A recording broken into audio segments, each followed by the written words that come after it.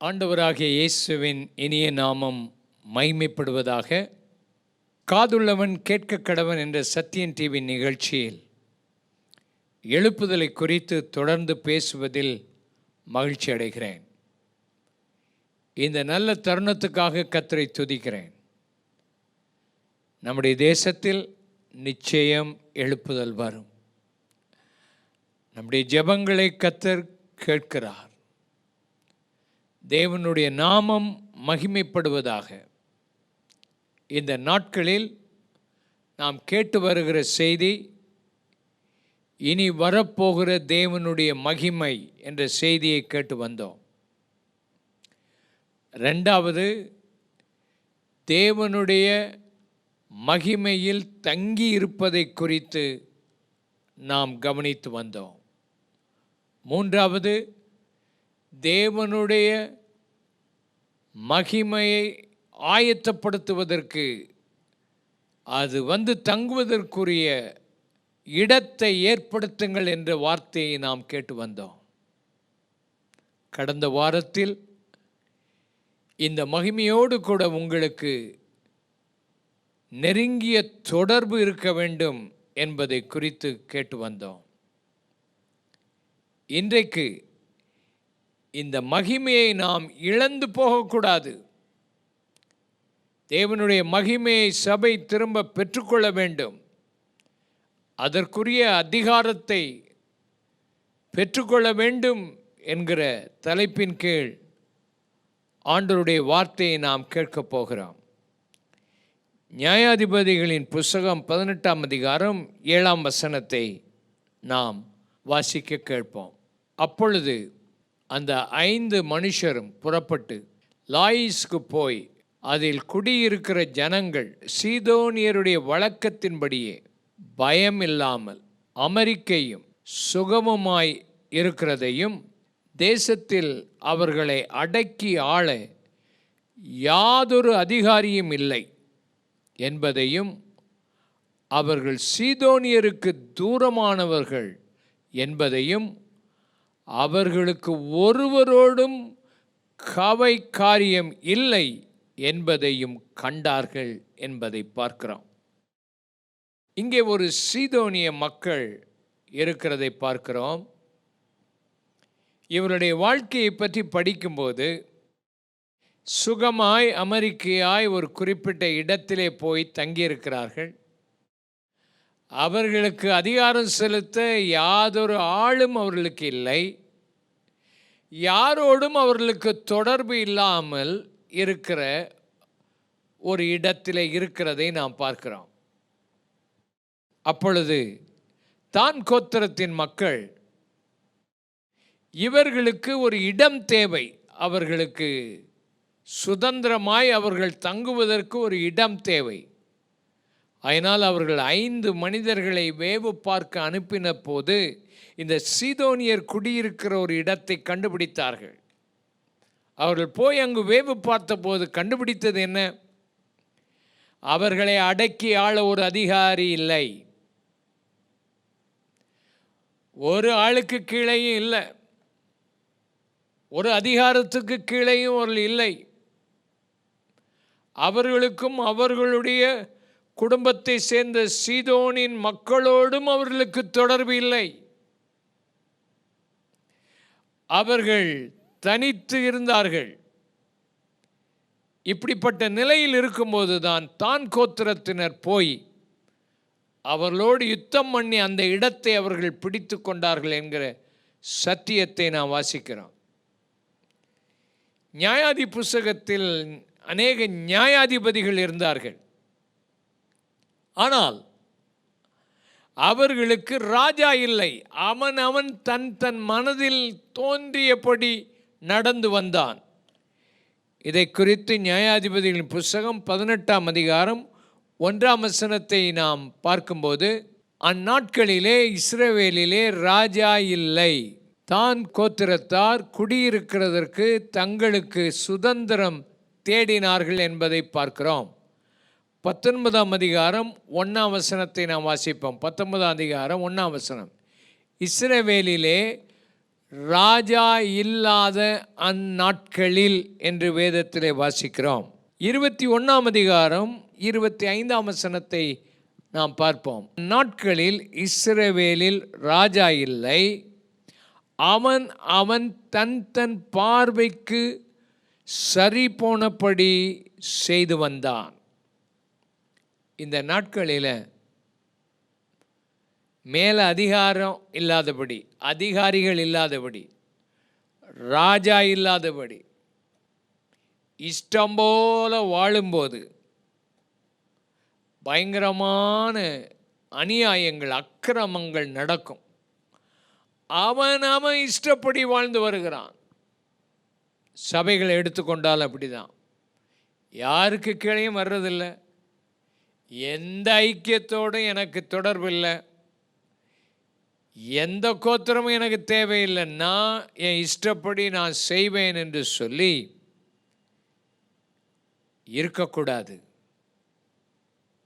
உனக்கும் மற்ற சபைகளுக்கும் ஊழியர்களுக்கும் ஐக்கியம் வேணும்.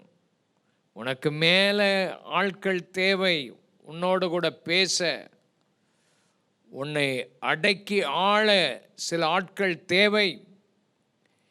இன்றைக்கு அநேகர் ஒரு வசனத்தை எடுத்துக்கொண்டு நான் எந்த மனுஷருக்கும் அடிமைப்பட மாட்டேன் என்று சொல்லி துணிந்து போகிறதை நாம் பார்க்கிறோம். இப்படிப்பட்ட காலங்களுக்குள்ளே நாம் வந்துவிட்டோம்.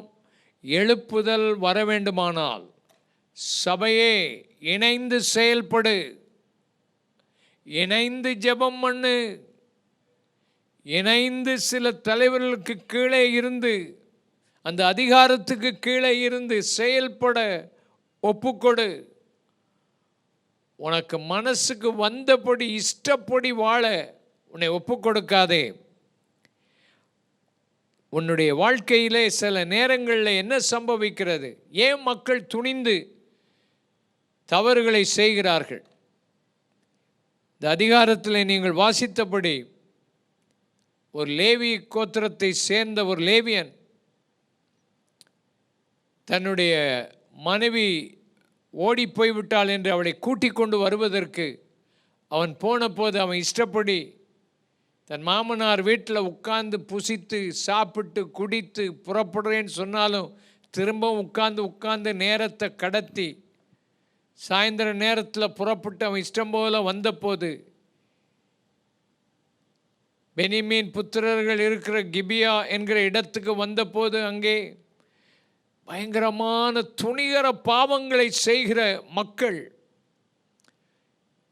ஒரு வீட்டுக்குள்ளே நுழைந்து தவறான வாழ்க்கையை நடத்த அவள் விரும்பின போது, அவனுடைய மனைவியை வெளியே விட்ட போது பயங்கரமாய் அவளை கெடுத்து சாகும் வரைக்கும் அவளை தவறாக நடத்தின போது அவன் அவளை 12 துண்டாக வெட்டி இஸ்ரவேல் கோத்திரம் அத்தனை பேருக்கு அனுப்பி இப்படிப்பட்ட அநியாயம் இஸ்ரவேலில் நடக்கிறதை கண்டான். காரணம் என்ன?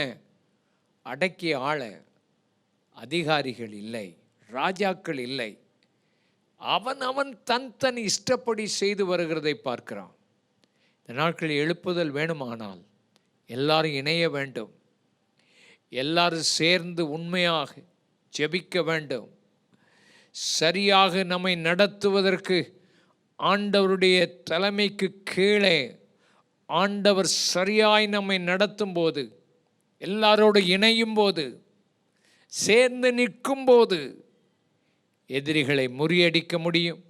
ஒரு பெரிய எழுப்புதலை காண முடியும். மனிதர்கள் ஏன் துர்க்கிரியைகளுக்குள்ளே போகிறார்கள்? பிரசங்கியின் புஸ்தகம் 8ஆம் அதிகாரம் 11ஆம் வசனத்தை வாசிப்போம். துர்க்கிரியைகளுக்கு தக்க தண்டனை சீக்கிரமாய் நடவாதபடியால் மனுபுத்திரரின் இருதயம் பொல்லாப்பை செய்ய அவர்களுக்குள்ளே துணிகரம் கொண்டிருக்கிறது. துர்க்கிரியைகளுக்கு தக்க தண்டனை சீக்கிரமாய் நடவாதபடியினால், துர்க்கிரியைகளுக்கு தண்டனை உண்டு என்று சொல்லுகிறது. ஆனால் அந்த துர்க்கிரியைகளுக்கு தண்டனை சீக்கிரமாக நடக்காது. எத்தனையோ மனிதர்கள் துணிகரமாக துர்க்கிரியைகளை செய்கிறார்கள். அடுத்தவன் மனைவியை கூட்டிக்கிட்டு ஓடிடுவான். அடுத்தவனுடைய பிள்ளைகளை கெடுத்துருவான், அடுத்தவங்க பணத்தை ஏமாத்திடுவான், அடுத்தவனை கொலை செய்வான். ஆனால் தண்டனை உடனே வராது, துர்க்கிரியைகளுக்கு தண்டனை உடனே வராது. ஆகினால் மனிதர்கள் துணிகரம் கொண்டு பாவம் செய்கிறார்கள். எழுப்புதலை நாம் பார்க்க முடியவில்லை. துணிகரமாய் மக்கள் தவறுகளை செய்கிறதை பார்க்கிறோம். மகிமையை இழந்து போயிருக்கிறதை பார்க்கிறோம். மறுபடியும் மகிமை வர வேண்டும். ஆண்டவர் என்ன செய்ய விரும்புகிறார்? ஒபதியாவின் புஸ்தகம் 1ஆம் அதிகாரம் 17ஆம் வசனத்தை நாம் பார்ப்போம்.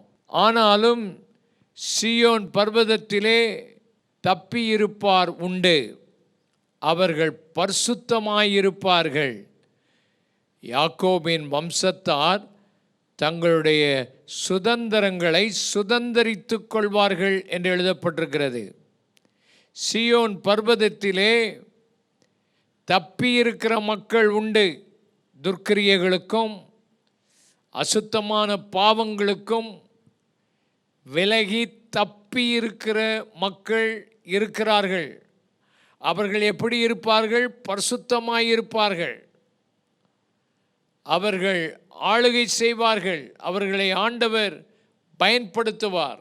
ஆனால் ஏசாவின் வம்சத்தை குறித்து பார்க்கும்போது, இந்த ஏசாவின் வம்சம் மாம்சத்துக்குரிய வம்சம், பரிசுத்தமாக வாழுகிற வம்சம் அல்ல. அவர்களுக்கு நடக்க போகிறது என்ன? 21ஆம் வசனத்தை வாசிப்போம். ஏசாவின் பர்வதத்தை நியாயம் தீர்ப்பதற்காக இரட்சகர்கள் சீயோன் பர்வதத்திலே வந்தேறுவார்கள். அப்பொழுது ராஜ்யம் கர்த்தருடையதாய் இருக்கும் என்பதை பார்க்கிறோம். சீயோன் பர்வதம் ஏசாவின் பர்வதம். சீயோன் பர்வதத்தில் இருக்கிற மக்கள் பரிசுத்தமாயிருக்கிறவர்கள். சீயோன் பர்வதத்தில் இருக்கிற மக்கள் தப்பினவர்கள். ஏசாவின் வம்சத்தாரில் இருக்கிற மக்கள் மாம்சத்தினர், துர்க்கிரியைகளை செய்கிறவர்கள். இவர்களை கடைசியில் அழிப்பதற்காக இரட்சகர்கள் சீயோனிலே தோன்றுகிறார்கள் என்பதை பார்க்கிறோம். நம்முடைய ஆண்டவர் சீக்கிரமாய் வரப்போகிறார். நம்முடைய ஆண்டவர் வரும்போது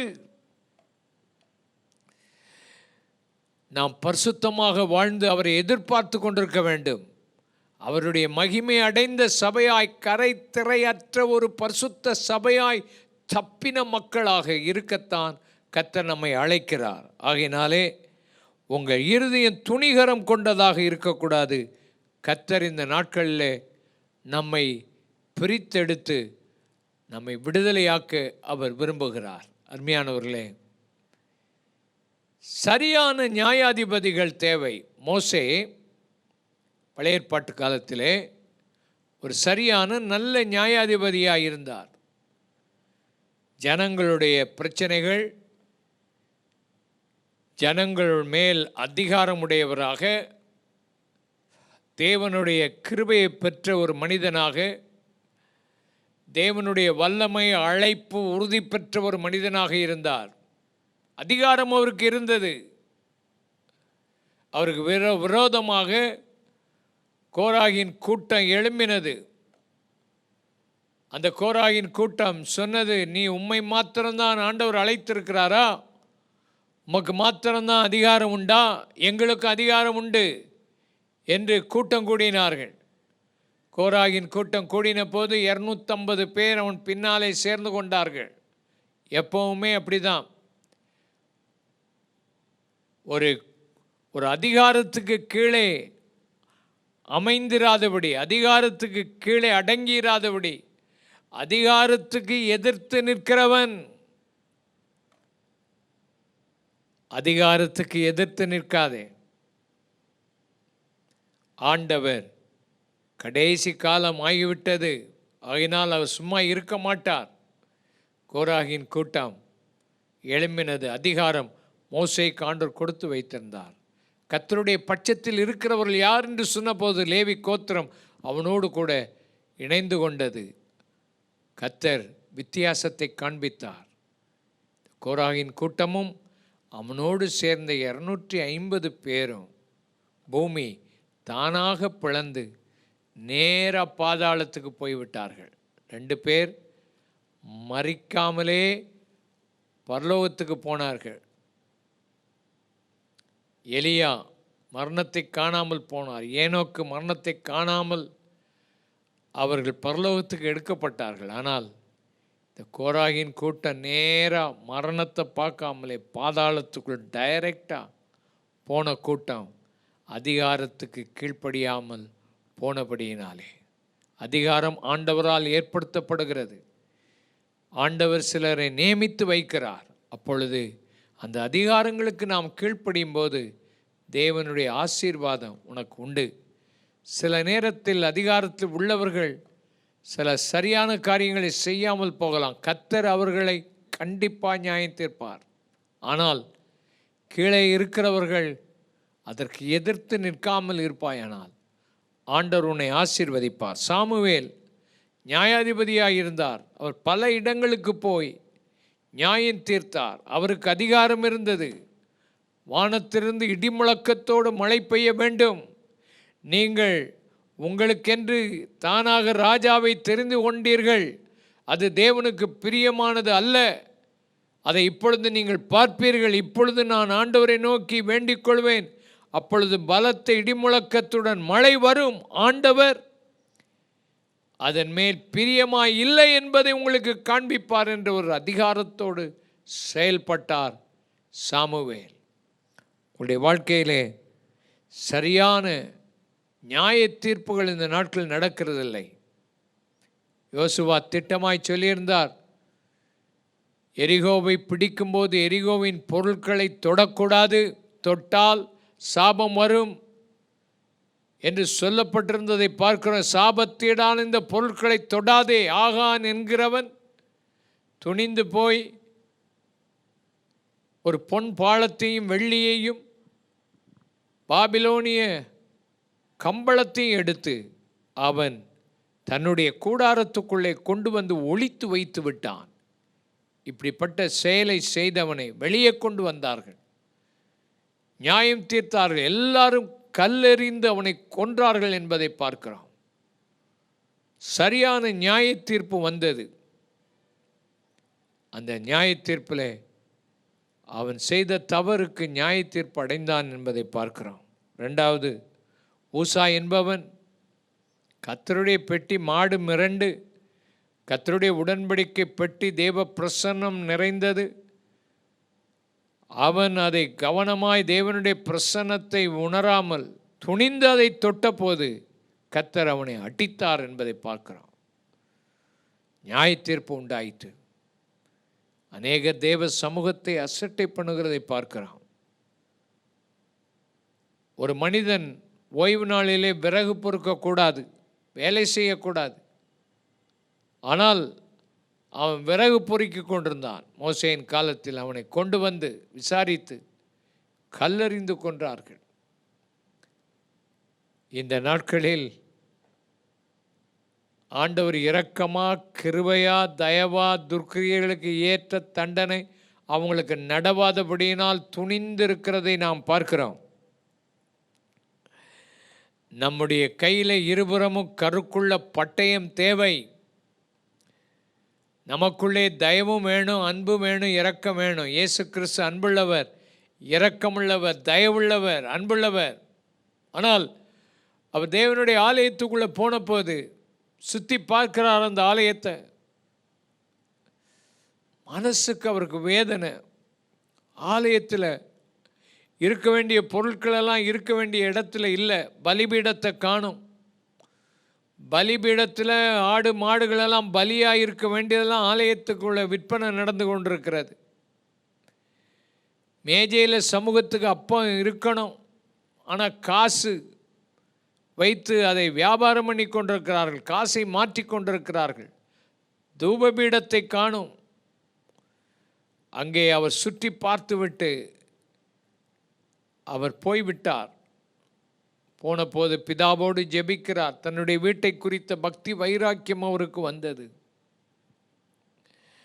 திரும்பி வந்தார், ஒரு சாட்டை உண்டு பண்ணி வந்தார். அவர் அந்த ஆலயத்துள்ள எல்லா வியாபாரம் அவர் அடித்து விரட்டிவிட்டு ஆலயத்துக்கு வெளியே தேவையோடு நின்ற சப்பானிகள், குருடர்கள், வேதனையோடு கூட இருந்த மக்களை உள்ளே அழைத்து அவர்களை சுகப்படுத்தி அனுப்பினார். இன்னைக்கு சபையை வருகிற மக்களுடைய தேவைகளை சந்தித்து அவர்களை சுகப்படுத்தி அவருடைய வீட்டை ஜெப வீடாக மாற்ற வேண்டும் என்பதுதான் ஆண்டவர் விரும்புகிறார். அந்த மகிமை சபைகளுக்குள்ளெல்லாம் வர வேண்டும். மறுபடியும் 24 மணி நேரமும் சபைகளிலே ஜெபம் நடக்க வேண்டும். கடந்த நாட்களிலே 24 மணி நேர ஜெபங்கள் அநேக சபைகளில் ஏற்படுத்தப்பட்டது. ஒரு 24 மணி நேரத்துக்கு 96 முறை 15 நிமிஷம் வருகிறது. 15 நிமிஷம் 96 தடவை வருகிறது. ஒரு மணி நேரத்துக்கு 4 தடவை, 24 மணி நேரத்துக்கு 24 × 4 96 முறை. ஒரு 15 நிமிஷமாவது சபையில் உள்ள மக்கள் நேரத்தை எடுத்து 24 மணி நேரமும் சபையில் ஜெபம் எழுப்புதலுக்காக நடந்தால், மகிமை வர வேண்டும் என்று நடந்தால், சின்சியராக செய்தால், நிச்சயமாக இந்த நாட்களில் ஆண்டவர் இறங்கி சபைகளை ஒரு ஜெப வீடாக மாற்றுவார். ஜெபிக்கிற ஒரு ஸ்தலமாக கர்த்தர் மாற்றினால் ஆண்டவர் அற்புதங்களை செய்வார் என்பதை பார்க்கிறோம். பழைய ஏற்பாட்டு காலத்தில் எலியா 450 தீர்க்கதரிசிகளை அவன் வெட்டினான். பயங்கரமான தைரியத்தோடு அதை செய்தான். ஆனால் அதே நேரத்தில் அவன் மூலமாக அநேக அற்புதங்கள் நடந்தது. வானத்திலிருந்து அக்கினி இறங்கி வந்தது. கர்த்தர்தான் தெய்வம், கர்த்தர்தான் தெய்வம் என்று ஜனங்கள் பாகால் வணக்கத்தை விட்டு மொத்தமாக திரும்பி தேவ சன்னிதானத்துக்கு வந்ததை நாம் பார்க்கிறோம். இன்றைக்கு அருமையானவர்களே, இன்றைக்கு ஆண்டவர் ஸ்ட்ராங்காக இருக்கணும் விரும்புகிறார். பேதுருவின் வாழ்க்கையை நாம் பார்க்கும்போது, பேதுரு, அனனியா, சப்பிராள் 2 பேரை பார்த்தான் ஆலயத்தில் மாய்மாலம். அவள் செய்த தவறு என்ன? அவள் நிலத்தை விற்றார்கள். நிலத்தை விற்று இவ்வளவுதான் எங்களுக்கு கிடைத்தது என்று சொல்லி கொடுத்திருந்தால் ஒரு தவறும் இல்லை. நிலத்தை விற்ற பின்பு பணம் அவருடைய கையில் தான் இருந்தது, அவருடைய வசம்தான் இருந்தது. ஆனால் முழுவதுமாய் கொடுக்கிறது போல மாய்மாலம் பண்ணின பொழுது பரிசுத்த ஆவியானுக்கு விரோதமாய் பொய் சொல்ல உங்கள் இருதயம் துணிகரம் கொள்கிறது என்ன என்று அன்றைக்கு சபையில் கர்த்தருக்கு பயப்படுகிற பயம் இருந்தது. கர்த்தரை கனப்படுத்தினார்கள். அப்போஸ்தலருடைய அதிகாரத்துக்கு கீழே இருந்தார்கள். ஒரு ஒழுங்கு இருந்தது சபைகளிலே. மூப்பர்கள் நியமிக்கப்பட்டார்கள். ஒழுங்கு இருந்தது. சபையிலே ஒழுங்கில்லாமல் இந்த நாட்களிலே துணிந்து அவரவர்கள் பெட்டிக்கடை வைத்திருப்பது போல இஷ்டம் போல சபைகளை நடத்தி, இஷ்டம் போல யாருக்கு கீழே இல்லாதபடி, ஒரு ஐக்கியத்துக்குள் வராதபடி, அவரவர்கள் தங்கள் தங்கள் தங்கள் எண்ணங்களின்படி போகும்போது குழப்பங்கள், பிரச்சனைகள் சபைகளுக்குள்ளே வருகிறதை நாம் பார்க்கிறோம். இன்றைக்கு உங்களுடைய வாழ்க்கையில் ஆண்டவர் தேவனுடைய மகிமையை சபை திரும்ப பெற வேண்டும். சபை பரிசுத்தமாய் இருக்க வேண்டும். சபை தேவனுடைய அதிகாரத்துக்கு கீழே வர வேண்டும். சபையிலே அதிகாரிகள் இருக்க வேண்டும். ஊழியர்கள் இருக்கணும், அப்போஸ்தலர்கள் இருக்கணும், தீர்க்கதரிசிகள் இருக்கணும், சபைகளில் சுவிசேஷகர்கள் இருக்கணும், சபைகளில் மேய்ப்பர்கள் இருக்கணும், சபைகளிலே உண்மையாக போதிக்கிறவர்கள் இருக்கணும். இதெல்லாம் சேர்ந்து இணைந்து முரட்டாட்டம் பண்ணாமல், எதிர்த்து நிற்காதபடி அமைதியோடு ஆண்டவருடைய சன்னிதானத்தில் காத்திருந்து ஊழியங்களிலே ஈடுபடுவோமானால் நிச்சயம் ஆண்டவருடைய மகிமை திரும்ப ஆலயங்களுக்குள் வரும். திரும்ப ஆண்டவர் சபையை உயிர்ப்பிப்பார். கர்த்தர் அசைவாடுகிறதை இந்த நாட்களில் காண ஆண்டவர் அழைக்கிறார். ஆகினால் இன்றைக்கு இந்த வசனத்தை கேட்கிற நீங்கள் உங்கள் வாழ்க்கையில் தேவ சமூகத்தில் மறுபடியும் அர்ப்பணிப்பீர்களா? ஒரு ஒழுங்குக்கு வருவீர்களா? அதிகாரத்துக்கு கீழே வருவீர்களா? இணைந்து செயல்படுவீர்களா? தேவன் பெரிய காரியங்களை செய்ய உங்களோடு கூட இடைப்பட விரும்புகிறார். கண்களை மூடி நாம் ஜெபிப்போம். பரிசுத்தமுள்ள எங்கள் நல்ல பிதாவே, இந்த வேலைக்காக நாங்கள் உம்மை துதிக்கிறோம். நல்லவரே, கடைசி காலத்தில் மகிமை திரும்ப சபைக்கு வரட்டும். இழந்திருக்கிற மகிமை, இழந்திருக்கிற அதிகாரம், இழந்திருக்கிற ஆண்டவரே நியாயங்கள், இவைகளெல்லாம் மறுபடியும் சபைக்குள்ளே வரும்படி நாங்கள் ஜெபிக்கிறோம். அவர்கள் தங்கள் இஷ்டத்தின்படி, மன விருப்பத்தின்படி, அதிகாரம் இல்லாமல் சுகமாய் நாங்கள் தங்கியிருக்கிறோம் என்று சொல்லி இருக்கும்போது சத்துரு உள்ளே நுழையாதபடி காத்துக்கொள்ளும். சபையை சுற்றிலும் காவல் வையும். சபையின் ஊழியர்களை சுற்றிலும் காவல் வைத்திரணும். சபையிலே தேவனுடைய மகிமை வந்து இறங்க நாங்கள் ஜெபிக்கிறோம். கர்த்தாவே, இன்றைக்கு கேட்ட இந்த செய்தியை ஆசீர்வதியும்.